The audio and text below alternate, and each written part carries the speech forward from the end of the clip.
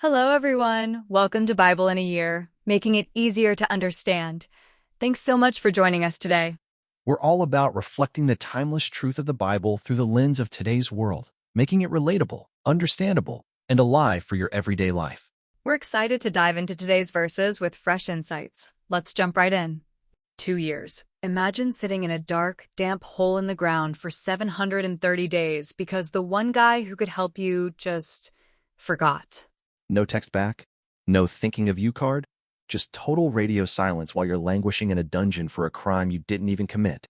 Welcome back to Bible in a Year, making it easier to understand. I'm Stephanie. And I'm John, and today we are diving into the wild, and I mean wild, transition of Joseph from the prison to the palace. But before we get to the VIP treatment, we have to talk about how we got here. Right, because before Joseph's life takes off like a rocket, we actually have a really somber moment in the text. We're in Genesis 35, and we see the end of an era. Isaac, the son of the promise, passes away. And we are back from our break, jumping right into the deep end of the family history. Isaac was 180 years old. Steph, can you even imagine? That's like if someone born during the Civil War was still hanging out with us today. I can barely make it to 8 p.m. without needing a nap. But seriously, John, the text says he was old and full of days. It's such a peaceful image for a man whose life started with a literal near-death experience on an altar.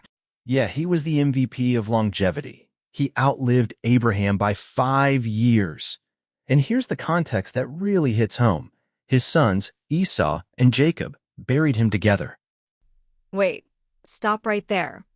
The last time we saw these two together in a major way, they weren't exactly best friends. Esau wanted to kill Jacob. Exactly. But here they are, at the cave of Machpelah, which is about 19 miles southwest of Jerusalem, standing side by side. It's this massive moment of reconciliation. They're burying their dad in the family plot, which basically anchored the whole Promised Land contract. It wasn't just a grave, it was a legal claim to the land. I love that. It's like they're saying, the family drama stops here. But then we hit Genesis 40, and the scene shifts from this respectful family funeral to a literal round place. John, what is a hasohar? Okay, 5th grade rule time. Hasohar is the Hebrew word for the prison Joseph was in, and it literally means the round place. Think of it like a cylindrical dungeon or a deep, dry well dug into the ground. Joseph actually calls it a babur, which means a pit. So he's not in a cell with a little window and a cot? No way. He's in a hole. And get this. Archaeologists have found these types of prisons in Egypt. They were dank, dark, and probably smelled. Well, let's just say you wouldn't want to spend 5 minutes there, let alone years. Some prisoners were even shackled to stone pillars by their necks and ankles. That is heartbreaking. But even in the hole, Joseph is serving. The text uses the word vesheret, which means he was ministering or serving willingly. He's basically the most helpful guy in the worst place on earth. He was the trustee before that was even a thing, and he's looking after 2 very high-profile inmates, the chief cupbearer and the chief baker. Now, don't think of these guys as just a waiter and a cook. Right, because in the Egyptian court, these were massive roles. Huge. The cupbearer was essentially a Secret Service agent. His job was to make sure Pharaoh didn't get poisoned. He was the one person Pharaoh trusted to hand him a drink. And the baker? He ran the entire food supply chain for the palace. So if there was a fly in the bread, or worse, a plot to take out the king, these were the 2 guys who would be the first suspects. Precisely.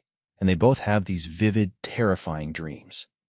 Joseph interprets them, and, spoiler alert, the cupbearer gets his job back, and the baker, well, he gets impaled, which was a very grim, very public Egyptian way of saying you're fired permanently. And Joseph's only request to the cupbearer is, hey, when you're back in the palace, remember me. But the text says the cupbearer did not remember Joseph, but forgot him. He ghosted him for 2 full years. Joseph is sitting there, probably listening for every footstep, thinking, today's the day. And then, nothing. Just the drip of water in the dungeon for 730 days. That weight is so heavy. But then Pharaoh has his own dreams. The gaunt cows eating the fat cows, the shriveled grain swallowing the healthy grain, and suddenly, the cupbearer has a light bulb moment. He's like, oh, right, that guy in the hole. My bad, Pharaoh. So Pharaoh calls for Joseph. But, and here's the part I love, Joseph can't just walk in there looking like a caveman. This is such a cool cultural deet. The text says he had to shave and change his clothes. Yes, because to the Egyptians, a beard was a sign of being unclean or a foreigner. They were obsessed with grooming. We're talking smooth faces, shaved heads, the whole 9 yards. It was a clean-shaven or bust policy for the royal court. So Joseph is literally shedding his prisoner identity before he even says a word to the king. He's putting on fresh linen, which was like the designer gear of the ancient world, and prepping for the meeting of a lifetime. It was a total transformation, from the Hebrew in the hole to the consultant in the court in about 30 minutes. But the pressure? Steph, imagine standing there, freshly shaved, looking at the most powerful man on the planet, and he says, I heard you can do this. And Joseph doesn't even take the credit. He says, it is not in me. God will give Pharaoh a favorable answer. I mean, talk about a drop the mic moment before the interpretation even starts. He's basically saying, I'm just the translator, Pharaoh. The big boss has the message. And man, what a message it was. 7 years of all you can eat, followed by 7 years of absolute emptiness. It's so intense. And Joseph doesn't just give the bad news. He gives a solution. He proposes a national grain reserve. He's essentially creating the first ever national strategic food reserve. He went from prisoner to chief operating officer of the entire nation in one afternoon. Pharaoh gives him the signet ring, which is like having the company credit card and the keys to the building, and a gold chain. It's a total pit-to-palace story, but it only happened after those 2 years of silence, which I think we need to take a break and really process what that kind of waiting does to a person. Let's do it. When we come back, we're going to look at the modern mirror for this, because let's be real, we've all felt like the forgotten one in the dungeon at some point. We'll be right back. And we are back from outbreak. You know, John, while we were getting some water, I was just thinking about that 2-year gap. Genesis 41 verse 1 starts with those 4 heavy words, after 2 full years. That is a long time to stay positive when you've been ghosted by the one person who had the key to your cell. Ghosted is the perfect word for it, Steph. I mean, we've all been there, right? You do someone a massive favor. Maybe you help them move on a Saturday, or you stay late to help a coworker finish a project that saves their skin, and then nothing. You see them posting on Instagram at a party you weren't invited to. Oh, that's the worst. You're sitting there looking at the read receipt like, hello? I'm still here in the metaphorical dungeon of my problems. Exactly. Joseph's modern mirror here is the ultimate lesson in professional and personal ghosting. The cupbearer didn't just forget a name, he forgot a life-changing debt. Joseph had basically given him his life back. And for 730 days, Joseph has to wrestle with the silence. But here's the kicker, and this is what I want everyone listening to really grab onto. The delay wasn't a denial, it was a strategic pause. A strategic pause? Explain that, because if I'm Joseph, it feels like God just left the out-of-office reply on for 2 years. Right? But think about it like this. If the cupbearer had remembered Joseph the very next day, Joseph probably would have just been released as a cleared slave. He would have gotten a sorry about that and a bus ticket back to Canaan. He would have missed the entire reason he was in Egypt. So, you're saying the ghosting actually kept him in the waiting room until the boardroom was ready for him? Boom. That's it. In our world, we're obsessed with insta-dreams. We want the promotion as soon as we finish the first project. But God is more interested in the dreamer than the dream. Joseph had the vision when he was 17. Remember the stalks of wheat bowing down? But he had zero character to handle it. He was kind of an entitled brat back then, let's be honest. He really was. Hey guys, look at my cool coat while you work in the dirt. Not a great leadership move. Not at all. So God put him in the school of the small things. Think of it like this. Potiphar's house was his undergrad in management. The prison? That was his MBA in crisis administration. He was learning how to manage people who were dejected, angry, and devalued. If you can lead in a dungeon, you can lead in a palace. That is such a powerful perspective. It's like that saying, how you handle the $2 assignment determines if you get the $2 million assignment. Exactly. If Joseph had spent those 2 years sulking or quiet quitting in the prison, do you think he would have been ready when the CEO of the world called? No way. He was working in the waiting. And that brings us to the shave and change. John, you mentioned earlier that he had to get cleaned up, but let's look at that through a modern lens. This is the ultimate rebrand. Joseph had to shed the prisoner look to step into the vizier look. Yes. It's like that moment before a huge job interview where you finally cut your quarantine hair and put on a suit. You're signaling to yourself and the world that the season has changed. The Egyptians were obsessed with hygiene. They were the only nation back then that hated beards. So Joseph, this Hebrew guy who probably valued his beard as a sign of his heritage, had to shave it all off to make sure his message wasn't blocked by a cultural barrier. I love that. He didn't compromise his faith, but he respected the court etiquette. He was being all things to all people before Paul even wrote that. And then he walks in and Pharaoh is like, I heard you're the guy. And Joseph does something so uncorporate. He doesn't puff out his chest. He says, it's not in me. That's such a hidden gem of leadership. Most people in an interview are trying to sell themselves as the X factor. Joseph sells God as the X factor. He's saying, I'm just the mediator. God is the source. It's a total defense against the pride that usually comes with a massive promotion. And look at the corporate package he gets. The signet ring. That's the company credit card with no limit. The gold chain. That's the Employee of the Millennium Award. And the second chariot? That's the private jet of the ancient world. He went from the hole to the C-suite because he was faithful in the middle. It makes me think about our listeners who feel like they're in that 2-year gap right now.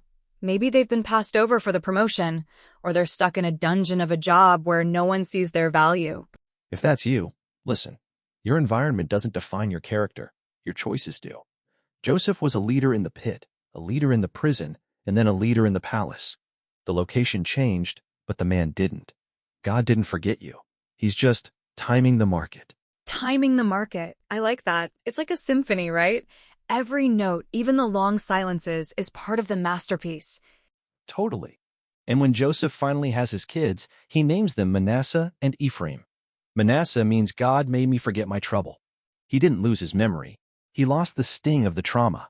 And Ephraim means doubly fruitful. He didn't just survive Egypt. He thrived in it.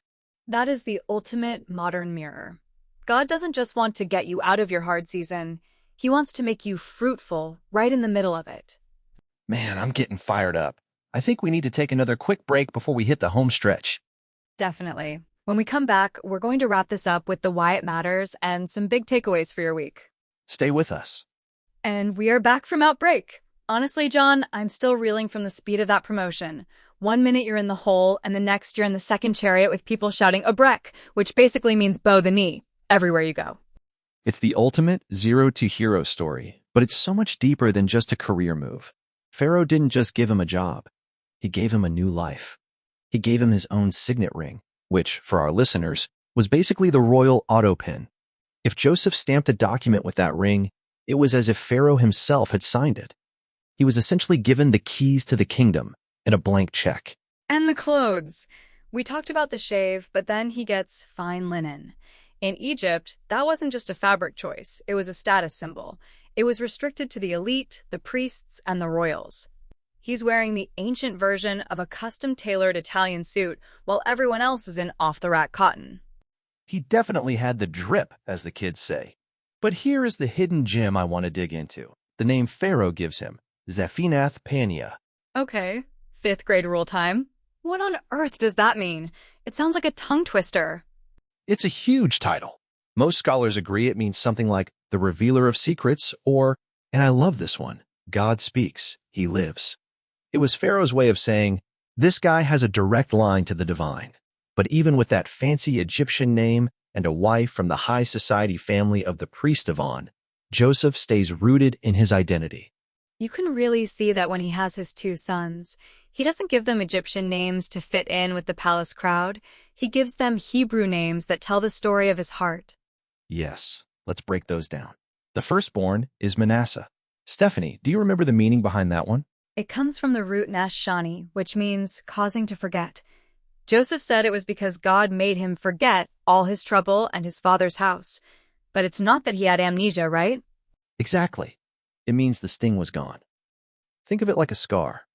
You can see where the wound was, but it doesn't hurt when you touch it anymore. God did a deep emotional work in Joseph during those 2 years of silence so that by the time he was in power, he wasn't looking for revenge. He was looking for a future. And then there's the second son, Ephraim.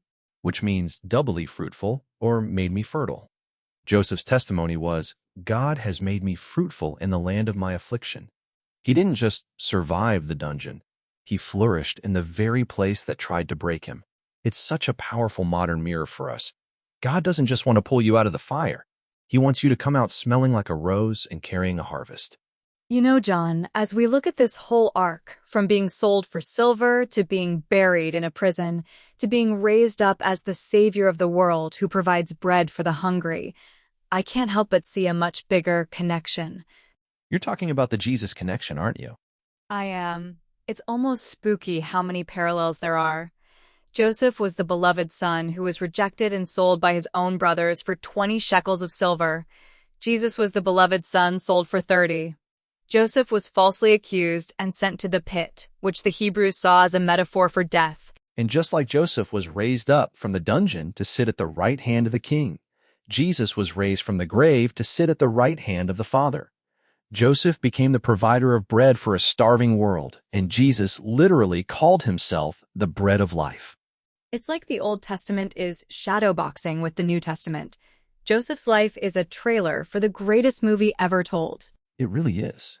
And it reminds us that even when we feel forgotten, like Joseph did for those 730 days, God is actually orchestrating a rescue plan that is bigger than just our comfort. He's positioning us to be a blessing to people we haven't even met yet. That is so encouraging. I think that leads us perfectly into our takeaway for the day. Here's the bottom line for this week. Don't despise the dungeon days. They are the weight room where God is building the muscles you'll need to carry the gold chain of the palace. Joseph handled the small assignments in the prison with such excellence that he was the only logical choice for the big assignment in the palace.